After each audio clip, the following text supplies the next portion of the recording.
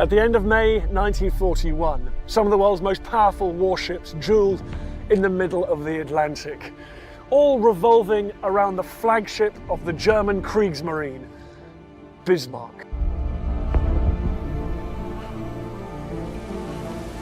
For more than 80 years, we were told the story was finished. The Bismarck was found, mapped, documented, a tomb of twisted steel resting in eternal darkness at the bottom of the Atlantic. Every gun turret accounted for, every shattered corridor traced, every secret supposedly buried with the ship in 1941. But that story just collapsed because a recent deep-sea dive didn't just scan wreckage. It uncovered a sealed chamber no one knew existed, a compartment buried behind meters of reinforced armor, untouched by implosion, untouched by time, and what's coming from inside it shouldn't be possible. It's warm, not metaphorically, physically, measurably. 3 miles below the surface, where the ocean crushes steel and freezes everything into silence, this room is emitting heat, and that alone is enough to rewrite naval history. But it gets worse. The chamber isn't just warm, it's active. Sensors picked up a rhythmic signal coming from inside the ship, not random noise, not metal stress, a deliberate pattern, something repeating, something that looks disturbingly like it's trying to be noticed. So what exactly is still operating inside a battleship that sank before most of us were born? Is it a forgotten experiment the world was never meant to see? A classified system sealed away during the final moments of the ship's life? Or something that was designed to survive the sink and wait? Because if this chamber has been sealed since 1941 and it's only reacting now, that raises a far more unsettling question. What did we just wake up? The Atlantic Ocean has places where time doesn't just slow down, it stops.